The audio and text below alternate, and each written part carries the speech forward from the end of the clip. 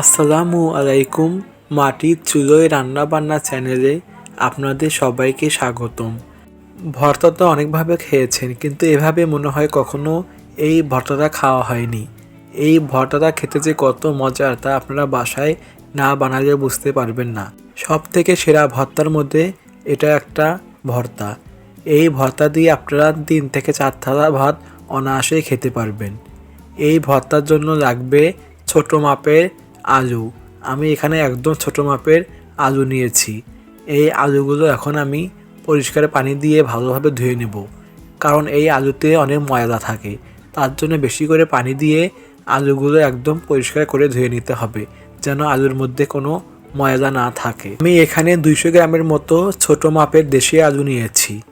আলুগুলো আমার পরিষ্কার করে ধুয়ে নেওয়া হয়েছে। এখন আমি আলুগুলো পানি থেকে উঠিয়ে নিব। দেখতেই পাচ্ছেন যে আলুর মধ্যে কত ময়লা ছিল। এখন আমি কড়াইটি চুলায় বসিয়ে দিয়ে কড়াইয়ের মধ্যে আলুগুলো সিদ্ধ হওয়ার জন্য দিয়ে দিব। এখন আমি আলুগুলো সিদ্ধ হওয়ার জন্য হাফ কাপ পরিমাণ পানি দিয়ে দিব। তারপর আমি দিয়ে দিব 1 চা চামচ পরিমাণ লবণ।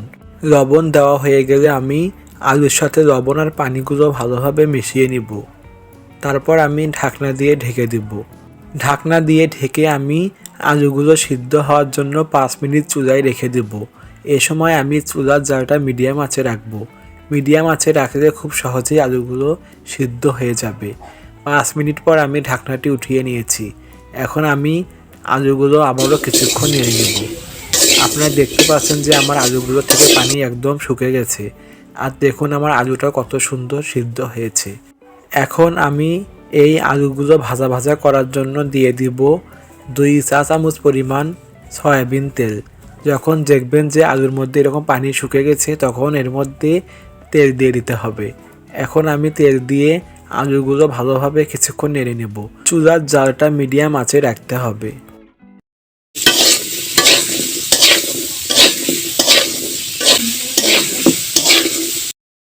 এরকম অনবরত নেড়ে আমি আলুগুলো একদম ভাজা ভাজা করে নেব। এভাবে এই আলু ভর্তাটা খেতে অনেক মজার হয়।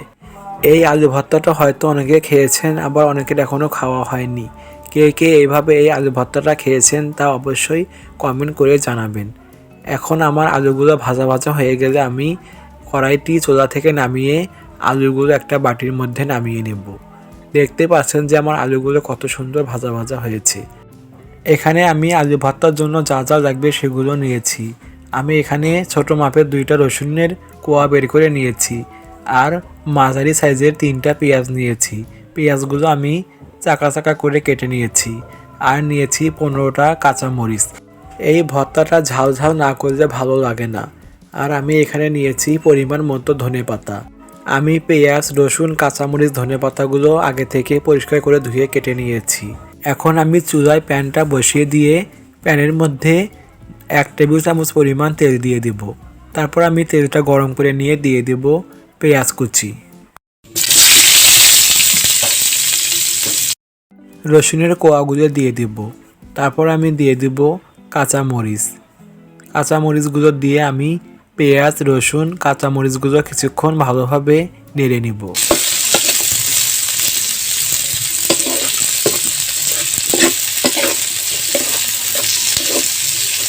আপনারা যদি আমার চ্যানেলে নতুন হয়ে থাকেন তাহলে দয়া করে আমার চ্যানেলটি সাবস্ক্রাইব করবেন, সাথে লাইক, কমেন্ট, শেয়ার করে পাশেই থাকবেন। পেঁয়াজ, রসুন, মরিচগুলো আমি হালকা বাদামি করে নিব। যখন দেখবেন যে পেঁয়াজ, মরিচ আর রসুনগুলো হালকা বাদামি হয়েছে, তখন এর মধ্যে ধনেপাতাগুলো দিয়ে আবারও সবগুলো উপকরণ কিছুক্ষণ ভালোভাবে নেড়ে নিতে হবে।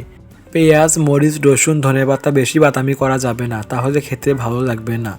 যখন দেখবেন যে পেঁয়াজ, মরিচ, রসুনগুলো হালকা বাদামি হয়েছে, তখন এগুলো কড়াই থেকে নামিয়ে নিতে হবে। আপনারা দেখতে পাচ্ছেন যে আমি বেশি ভাজা ভাজা করিনি, হালকা বাদামি করে আমি এগুলো চুলা থেকে নামিয়ে নিয়েছি। এখন আমি এই আলু ভর্তা করার জন্য নিয়েছি পাটা। পাটায় এখন আমি আলুগুলো দিয়ে দিব। আমি একবারে সবগুলো আলু দিয়ে দিব না, অল্প অল্প করে আলু দিয়ে আমি সবগুলো আস্তে আস্তে একদম ভালোভাবে বেটে নিব। দেখতেই পাচ্ছেন যে আমি একবারে আলুগুলো দেইনি, আমি অল্প পরিমাণ আলু দিয়ে দিয়ে পাটায় ভালোভাবে সবগুলো আলু একদম মিহি করে বেটে নিব।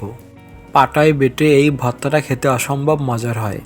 আপনারা অবশ্যই কিন্তু বাসায় এভাবে এই ভর্তাটা বানিয়ে খাবেন, তাহলে বুঝতে পারবেন এই ভর্তাটা খেতে কত মজার আর কত স্বাদের। আমার সবগুলো আলু বেটে নেওয়া হয়েছে।